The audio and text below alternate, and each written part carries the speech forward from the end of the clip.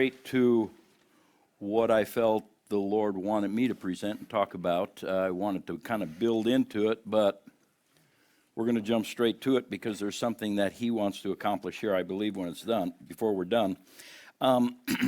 Anybody here who is visiting or new or whatever, you have not received this booklet and you want one, just raise your hand. The ushers will come by and get you one.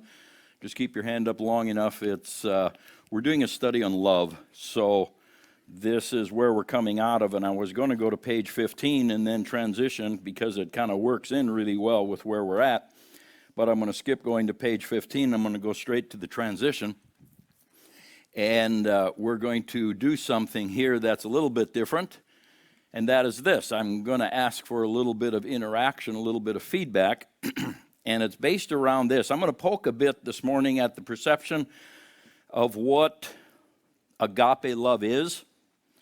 And we've been doing that for a while, but we're going to do it this morning. We're not going to go to that page, so sorry. That was the plan, but plans changed on me. Sometimes we have preconceived ideas of what agape love is, and it's not what we think it is. But yet we live our life in such a way with other people and so forth, coming from that mindset. So I want to specifically poke at something this morning that the Lord laid in my heart about 2 weeks ago, and I backed away from it and said, I ain't going to do that. And this morning at 4 o'clock, He woke me up and He said, no, we're going to do this today. So I wrote down some notes of what had been going on inside of me. It revolves around this question. You've heard this said about people. Maybe you've said it. Some people are just so loving. They're just such loving people. So-and-so or, just such a loving person, or they were such loving people. Maybe they passed on or something. They just were such loving people.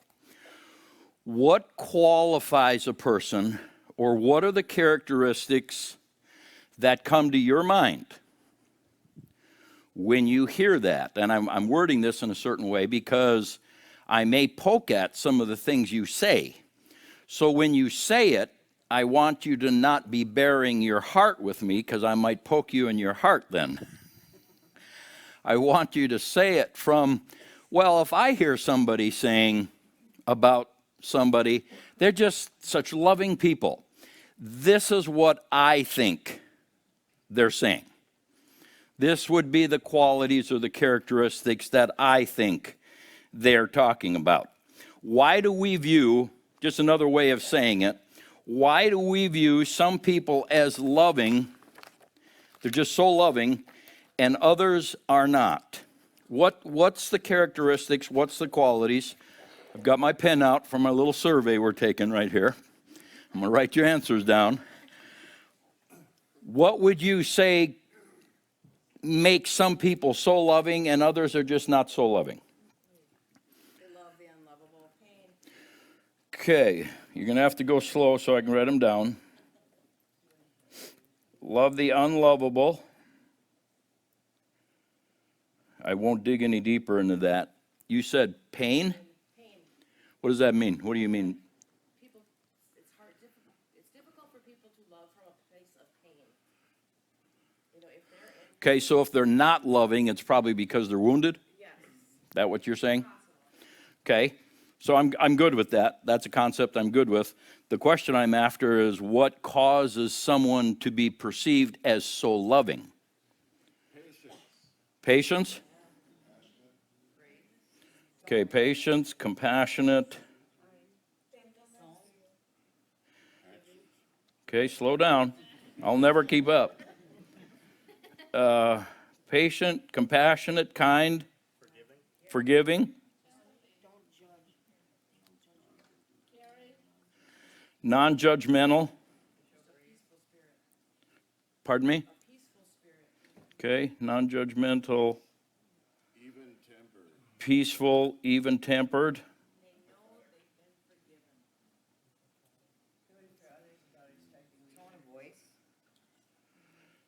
Okay.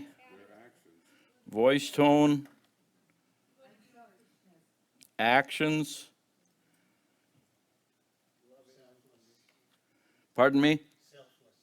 Selfless.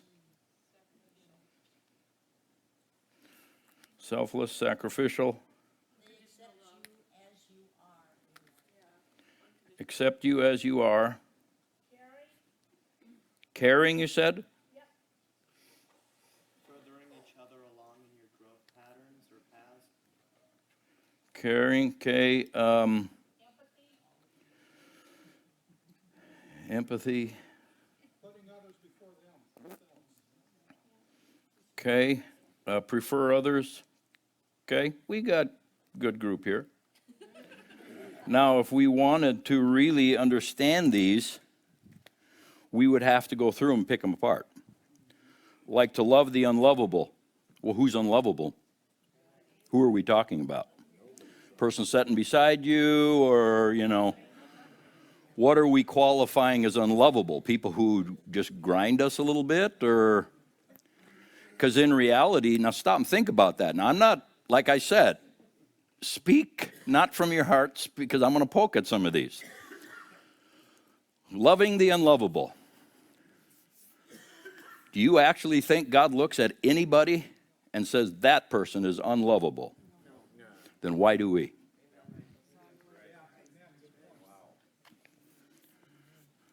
Well, they're just unlovable. That shows right there we're out of agape. Just the statement. Patience, of course, that comes out of 1 Corinthians 13. So we know being patient with people. Now, you all know what patience means, right? It's not just putting up with something. Okay? That's the King James Version. The definition of patience is to bear up underneath something and hold it up and just stay there. Not squirt, not move, not run. This is a difficult, ugly situation, and I will stay here holding my portion up, and I'm not going to walk out on this. Which brings up the King James word. You do that for a while, you're going to start suffering. Patience is when you've suffered for a long time. When people say, Lord, I pray, give me patience, you're asking for suffering to come into your life, which is good. It'll help you grow. Jesus learned obedience by what he suffered. It helps us grow. But Christians get this flowery, oh, it's going to be so nice and warm and fuzzy. No, it's going to be hell. Because we don't know how to love. That's why he sheds his love abroad in our hearts, because what's in there ain't him. And then he commands us to learn how to operate in his love. Forgiving, non-judgmental, these are all good things. Someone's loving because they're peaceful. Well, then God's not loving. Because if you know anything about God, he gets upset sometimes. So that can't be a 100% rule. Now, yeah, granted, God is peace, so he lives in peace. But there's also times God gets angry about something and wants it to stop. So if you're saying, well, if someone gets angry, they're just not very loving. No, that's not correct. Because God gets angry. And God is loving. Now, what you do with your anger, that's a whole different subject. We can't go there. Even-tempered. Well, I'm not sure what even-tempered means. You're not really happy, you're not really sad. You're just even. You don't have big emotional swings. I was going slow to anger. Slow to anger. That's a whole different issue. When I said even-tempered, that's what Okay, even-tempered, slow to anger. So cross off even-tempered if you're taking notes and put slow to anger in there. Because they are not the same thing. I didn't have coffee yet today. Voice tone. So what kind of voice tone makes you loving? Is it the French? Because then the whole Norwegian Swedish culture is out. So, voice tone. Have you ever had God speak to you in a stern way? Well, he's just not loving. What do we mean by voice tone? See, so to really do these justice, we would need to dig into them a little bit. Selfless, sacrificial, that is absolutely true. Two-way point. One of the things he wanted me to bring up this morning, so I must bring it up right here. Love God with all your heart, soul, mind, and strength. That means 100%. Love each other as yourself. Now, depending upon what subculture you're working in, if you're working in Teen Challenge, the people coming through the doors are very manipulative, con artists, generally lie to survive in life. And if they find out you'll give them anything they want, you're in deep trouble. Because it won't come from a pure heart of, I really need this. It'll come from, let's see how much I can scam off this person. Now, they grow out of that as God works on them. But the self-sacrificial part, here's a little rule of thumb. I'm not supposed to sacrifice any more for you than I would sacrifice for me. But I'm not supposed to sacrifice any less for you than I would sacrifice for me. Love your neighbor as yourself.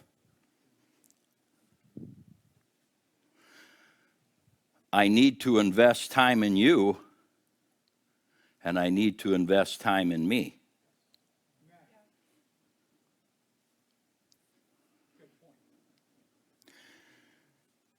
And that, again, can go two ways. I need to invest time in you because I love you.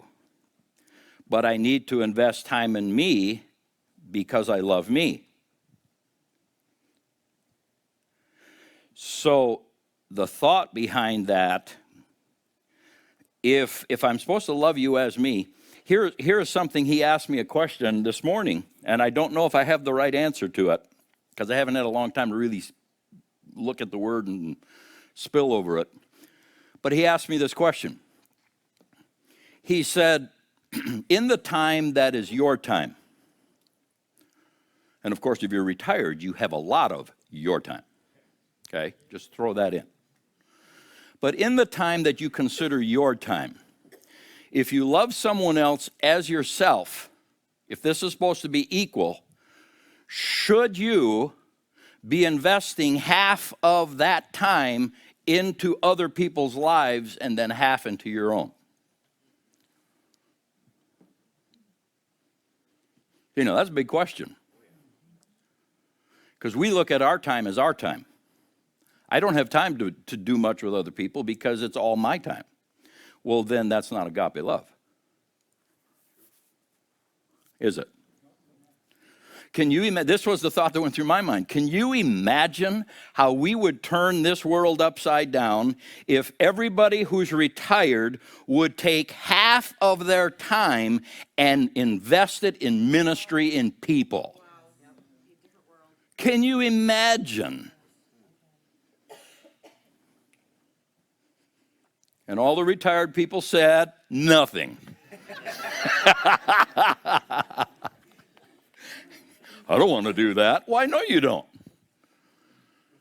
Because human beings are basically not selfish. We're not agape love centered.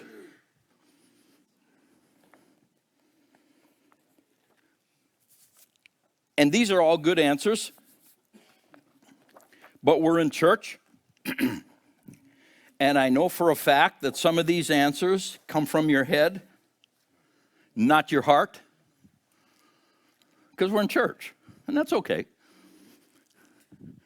But I want to touch something that I believe is more true than even many of those answers. And I'm not saying they're all wrong. There's good answers there.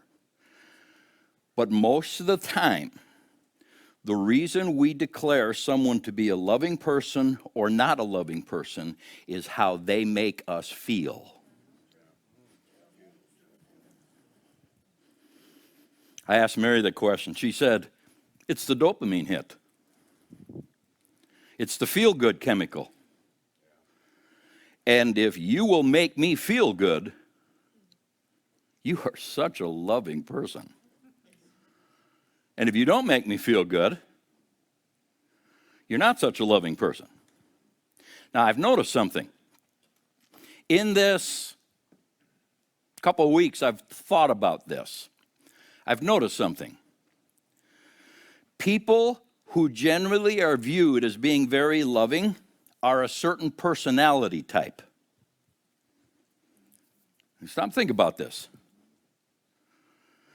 The person who is quiet, more reserved, doesn't say a lot, they're pleasant people, they're nice people, but they're just kind of quiet in the background people, are typically not the ones who are referred to as, wow, they are so loving. You know who is? It's a person who's more of an extrovert, more of a expressive person. And I've had people come, not in this church, it was in Colorado. I had a guy come to the church who was, let me put it in business terms.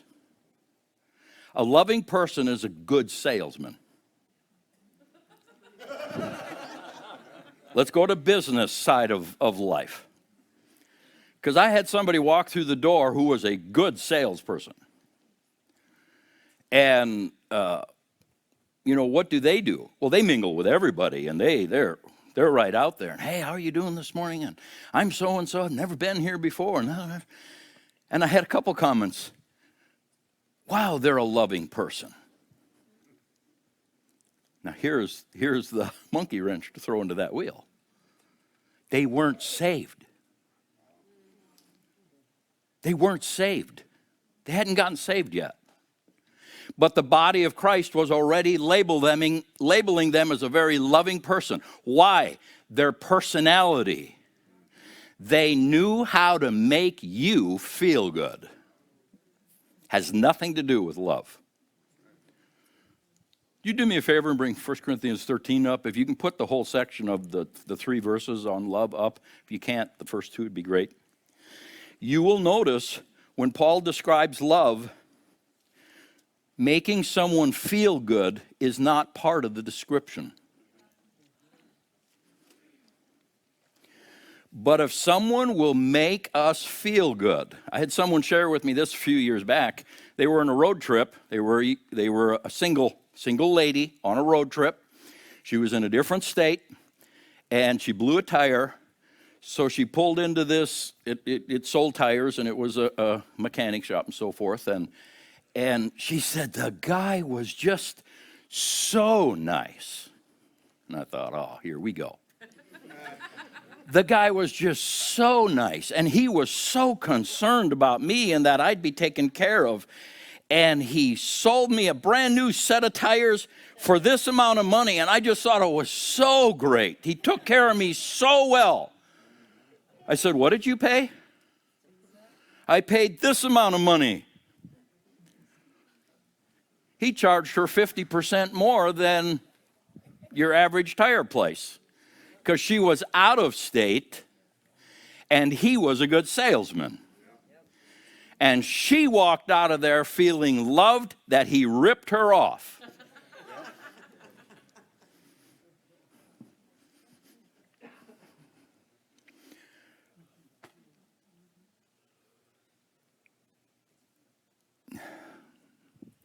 So the person who does not have the personality type to goo and gosh over you, and I'm not saying that's a bad personality type. They have their place. They should be greeters.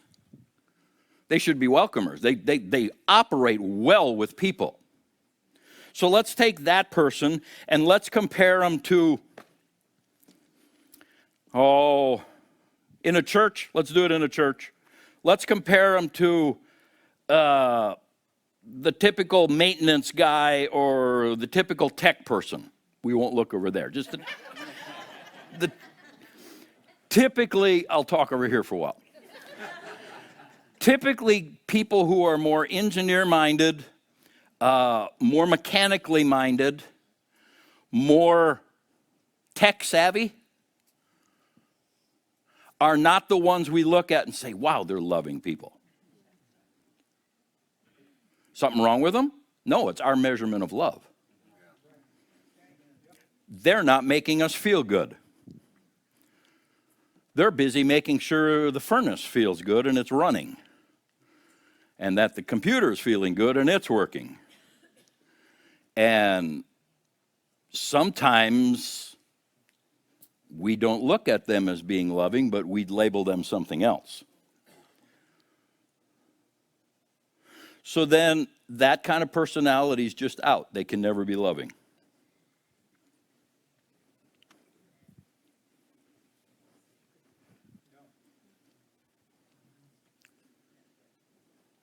Because, let's just be honest. Some people don't know how to make other people feel good about themselves. There's nothing wrong with that. Now, we can all grow in things, but they don't know how, nor do they care. They don't care if you leave their meeting going, wow, they really love me. They don't care. They care that you leave their little meeting and your computer works, or your car is running, or, mechanics. I don't know a lot of mechanics who've made me feel loving, made me feel loved. I took lawnmower. We had lawnmower had an engine issue. I took it to, I won't say where I took it to, and the mechanic proceeded to make me feel like I'm an idiot.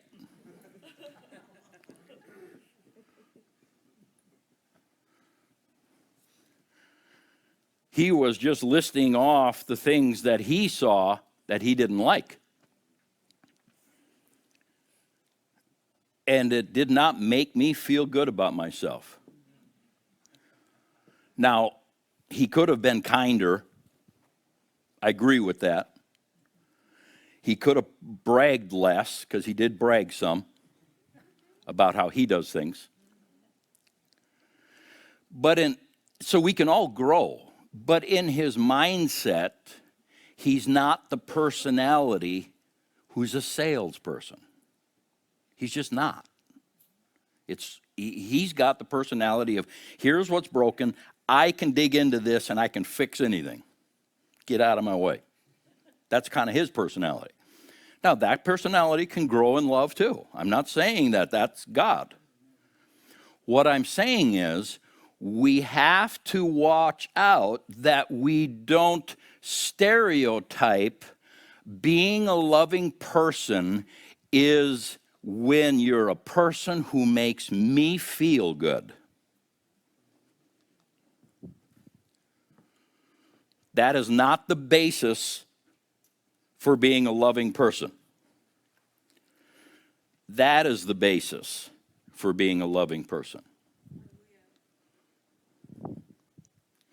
In fact, many times we get this mixed up in that one of the points that I was going to hit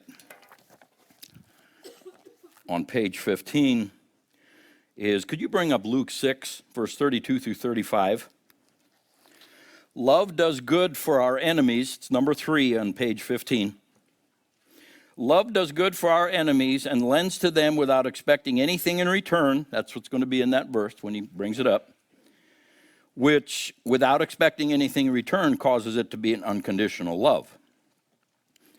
Godly love does good for people and will lend to them without reciprocation being a factor. Without reciprocation being a factor. Luke chapter 6, verse 32 through 35, if you can get there, we'll read through it. Phileo love, which is described in here, we've talked about it a lot. In fact, we're supposed to be getting close to the end of the series. We'll get there. If you love those who love you, what credit is that to you? Even sinners love those who love you. And if you do good for those who are good to you, what credit is that to you? Even sinners do that. And if you lend to those from whom you expect repayment, what credit is that to you? Even sinners lend to sinners, expecting to be repaid in full. But love your enemies, do good to them, and lend to them without expecting to get anything back. Then your reward will be great, and you will be sons of the Most High, because he is kind to the ungrateful and the wicked. So if you invited somebody over to your house for a meal who you don't know very well, and when the meal was over, bring that last verse up if you would, please. When the meal was over, they'd say, well, I'm glad you invited me over. I really didn't like your food. You know, it wasn't spicy enough for me. I like spicy food. It wasn't spicy enough, but I appreciate the effort. Ungrateful. How quick would you be to invite them back? Come back next week. Huh? Let's be honest. How quick would you be to invite them back? They insulted you. The average Christian wouldn't have them back ever. Because we didn't get our strokes. You say, what do you mean? Oh, this is such awesome food. Thank you so much for working so hard on this. You didn't get that. In fact, you got a complaint. See, that's not God's kind of love, because God's kind of love, without expecting to get anything back, he applied it to finances. You can apply that principle to anything. God's kind of love does not expect to get anything back. Man's kind of love, phileo love, expects to get something back in return. People who are more introverted are not as quick to express themselves. Does that mean they're not loving?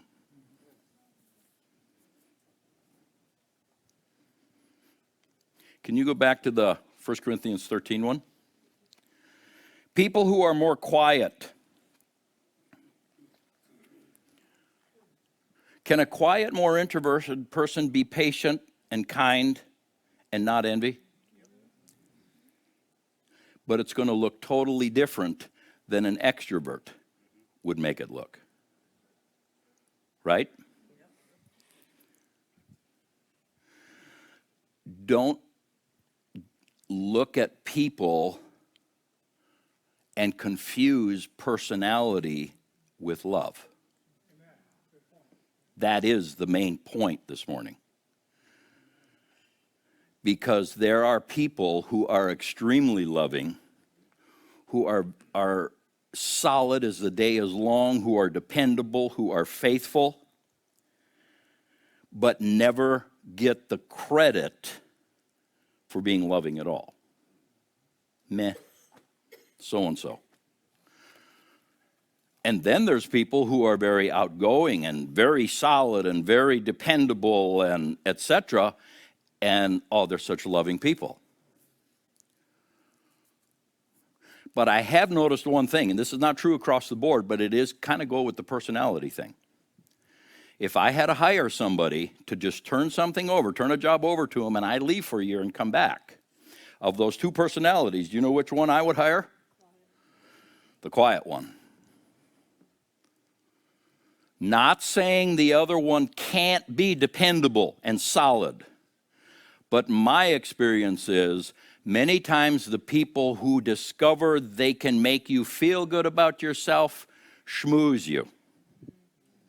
They play you. And when you're not looking, they're not quite as solid and dependable because they too like the strokes of, wow, you're really a neat person. That feeds their ego. You're the life of the party, aren't you? And then when the party's not there, they can be a different person.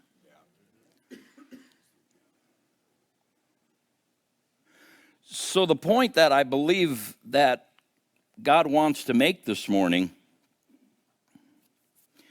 is the basic things we've learned about love, which is they're all summed up right there.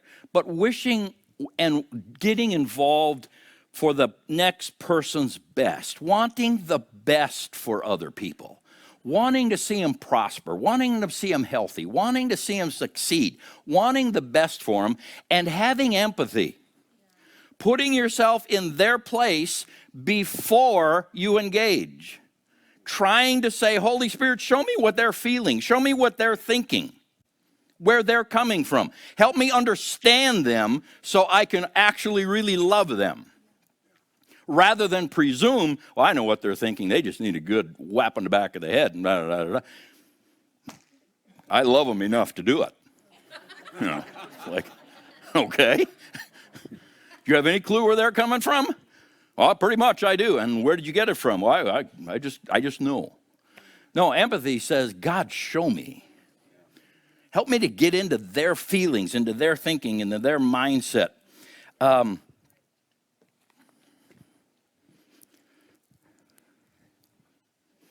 Learning just to love people. Can you bring up John 15?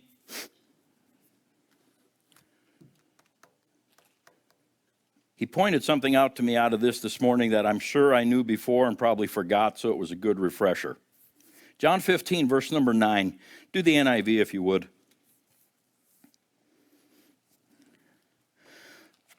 The mother who stays home and is a stay-at-home mom and is content to do that is typically not labeled the loving, wow, they're just such a loving person. There's exceptions to that, but typically they're not labeled that because that's not the personality we're looking for to be loved. They're not doing anything to gratify us and make us feel good. Their attention is on their family, and tell you what, especially if they're homeschooling, you're living with them 24 hours a day. If there's anybody who's loving, it's that mom. Or that whole bunch would be all abused and dead by now.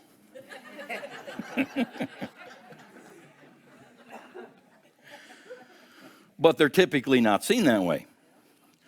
Or the quiet, consistent father. Here I can tell on my dad. My dad was a very loving person. Mary brought it back up when we were talking about this. She said, like, for instance, your dad. He was a very loving person, but he was very quiet. He wouldn't say much. He wasn't boisterous. People did not look at my dad and say, wow, there is a really loving man. He didn't have that personality. But he was consistent. He provided for his family. He refused to run out on his family. And I'm sure there was days he felt like it. He would be there doing his job, being the provider, being engaged. Why would he do all that? Because he loved his family. Why didn't people look at him and say, look at that loving man? Because he doesn't fit the stereotype. There's a stereotype. He didn't goo and gosh all over people to help other people feel good about themselves.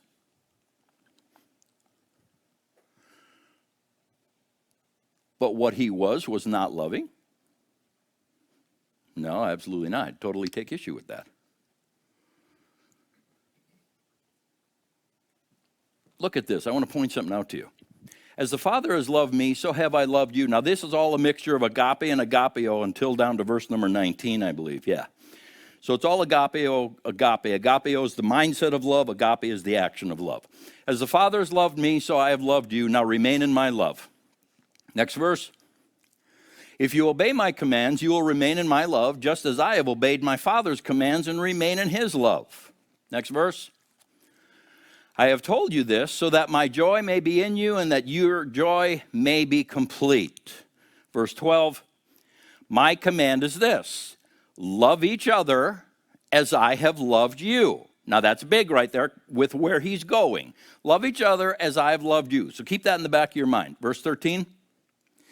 Greater love has no one than this, that he lay down his life for his friends. Okay, stop right there. Life. Life there is suke in the Greek. It's where we get the word psyche in the English. It's speaking of the soul realm: mind, will, emotions, intellect, feelings, desires, goals, dreams, plans. Greater love has no one than you're willing to lay down your thinking, your desires, your plans, your goals for someone else. Okay, so there's a description of love coming from Jesus. We've got to be able to, and it was in the list here, selfless, sacrificial, preferring others. That's what he's talking about right there. So all those answers were good. Lay down his life for his friends. And we don't read on to the next verse. We'll just say, oh, so-and-so, they're so loving, they'll give their shirt off their back. And maybe they are loving, and maybe they will give their shirt off their back. Will they do it for everybody? Or will they do it for their friends? It's like giving gifts. That verse previous, not wanting to receive anything back. You know, there's a lot of times gifts are given with a string attached. It's never said, oh, I just decided to get you this for your birthday. And then their birthday comes and goes and you didn't get anything for them and now their feelings are hurt. Do you know why? Because they never really loved you when they gave that gift. Not God's love. God's love does not expect anything in return. Okay? So back to this. No one has greater love than you're willing to take your psyche, your soul, your mind, will, emotions, your desires, your dreams, your goals, and lay it down for another. There, by the way, should be the heart and soul verse for a marriage. You want a marriage to work, you're going to have to live that one. Okay? Now look how Jesus applied this. Next verse. You are my friends if you do what I command. Now back up to the previous verse. No one has greater love than this. So he's talking to his disciples and he's saying, you can't have greater love than this. You lay your life down for your friends. Next verse he says, you are my friends. So that means you're going to do what I tell you to. Why? Because you love me. Next verse, put it back up. Wouldn't it be awesome to just be a friend of Jesus? You can be. You got to do what he tells you to do. No greater love than that. So take it back and apply it to my dad. He honestly believed God wanted him to raise his family and stay engaged. He laid down his life, his desires, his goals in many ways to stay there and do that. In God's perspective, there's no greater love than that. Has nothing to do with how outgoing you are, has nothing to do with how expressive you are, how big an extrovert you are, how you make other people feel. God says there's no greater love than you denying yourself for them. So maybe we should throw that definition in on, wow, they're such loving people. Well, the only way you're going to know that is if you know them. What have they given up to stay married? What have they given up to raise their family? What have they given up to be faithful to God and to do what he asked them to do in the church or wherever? What have they given up? That is the measurement of great love. They were willing to do it. And that's the problem with society now. We've retrained society to think that has nothing to do with love, so it's not a problem if a man or a woman squirts on their relationship and runs from their family because it's okay. No, actually, it's not love. If you loved them, I really love them. I just can't do it anymore. No, what you're saying is I really love them, but I'm too stubborn and selfish to die to me. I want what I want, and if I stick in this thing, I won't get it.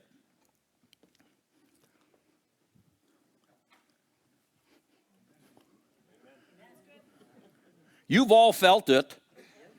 I felt it. Now you make a choice. And I've said from the beginning, love is a choice first. Now, feelings will follow, emotions will follow, but love is a choice first. There was many things as a young man I had planned to do in my lifetime that I've never gotten to do for two reasons. The first one is they did not fit with being married and raising a family.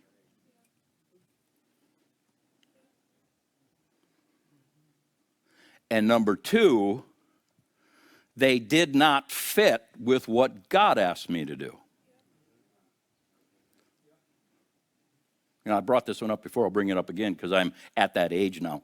You know, people will ask, you know, you got any desires to go south for the winter and, you know, get away from the cold and just kind of be down south for a few months? Oh, I'd love to. I'd love to. Oh, why don't you? I can't. Why can't you? I can't sit there enjoying myself in the nice warmth when he said you're supposed to be here doing this. There's no greater love than someone who lays down his life for his friends. I want to be a friend, so I better do what he commands.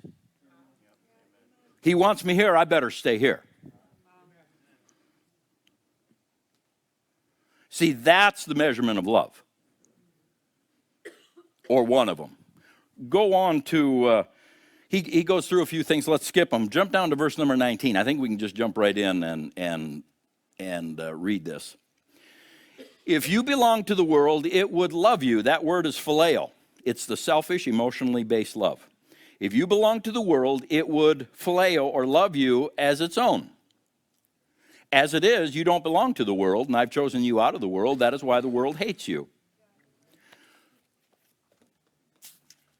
If you would do what the world wants you to do and just party hardy and get involved with everything the world wants you to do, they would embrace you and love you. Because it's phileo love. It's a selfish, emotionally based love. Once you say, I don't drink, I'm sorry. You can, but I don't. You just lost 80% of that bunch. Because if you're not doing it with them, they don't want to be around you because whatever reasons. That is why it hates you. Okay, so how do you reconcile that verse with they'll know we're his disciples by our love? Agape, that's agape in that one. They'll know we're his disciples by our agape, agapeo, love, our mindset and our actions towards them. Well, you act out God's real love, which is, even when they disdain you, love your enemies. Do good to them who persecute you. You know, the person that doesn't like you because you're not willing to be like them is the person you need to be buying gifts for, rather than your little circle of friends and you're trading gifts there to let everybody know they're loved. And they're probably all Christians, and they're probably all hang out together numerous times, but we're all going to buy gifts for that because we love each other. You're spinning your wheels. Where's the evangelism in that? Where is the reaching out to the world in that? Where is the how will they know we're his disciples because we're all friends and we buy gifts for each other?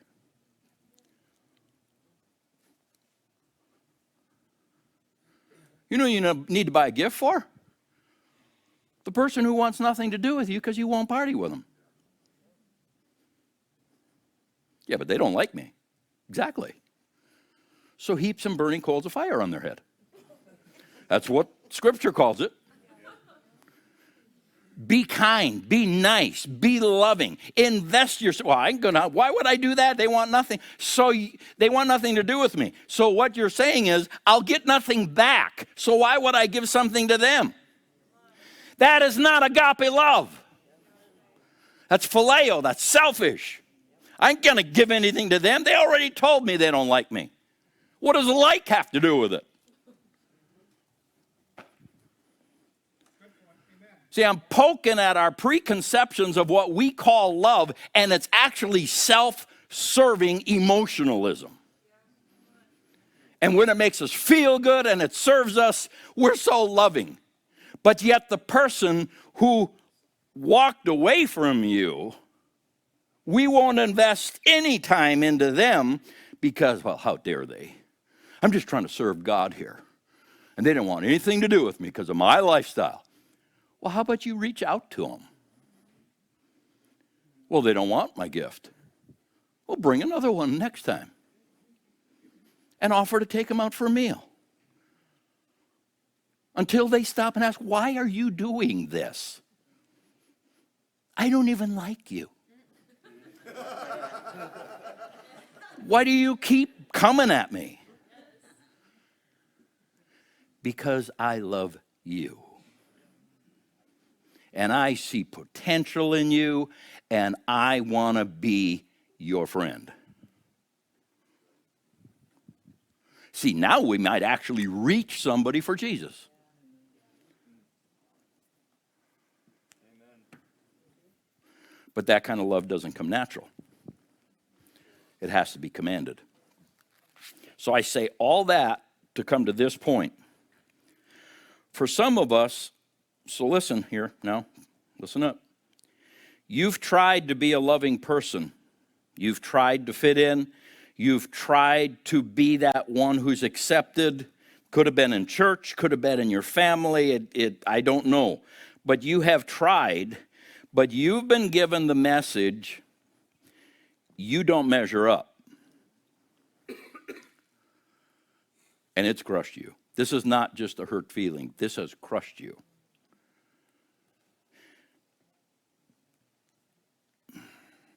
Until that wound gets touched, and only God can heal broken hearts. Until that wound gets touched, it's going to be very difficult for you to extend yourself in love because you've been given the message, I'm not a loving person. I'm not good enough. I don't measure up. However that came across to you, you didn't meet the mark.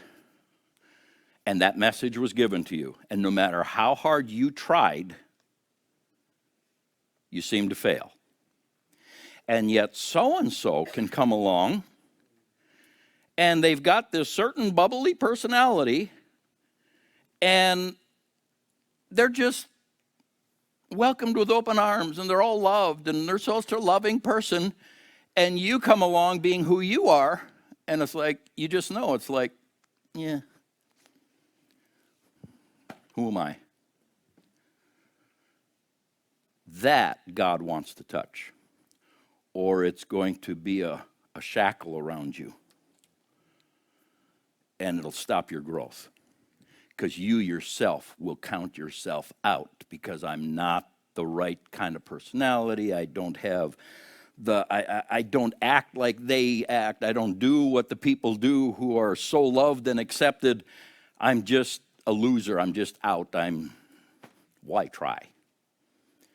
That's the group of people that this whole thing was built for, because he wants to touch you and pull that betrayal. He wants to pull that wound out. Because as long as it's in there, it's going to fester, and you will be handicapped and in pain.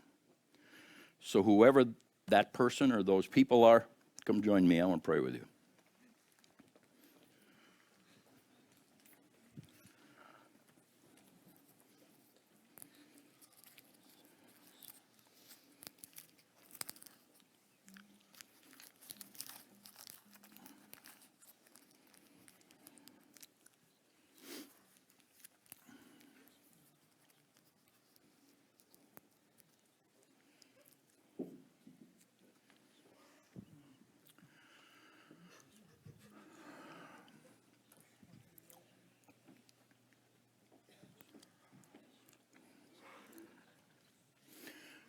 Mary, do you feel like joining me in praying? Could you start from this end? I'm going to start from this end, and the first thing I want to tell you as a group, because if I don't pray with you, that's fine. Mary can pray with you. The thing I want to tell you as a group is, number one, you've been lied to. There's many times the church lies to us because we have to become this certain person to fit in and be accepted, and we are wrong. We are wrong. We should be able to love and accept anybody. Why are we so arrogant to think they've got to measure up to our standard? Oh, they don't have to measure up to me. Then why don't you engage with them? The church does that. You've been lied to.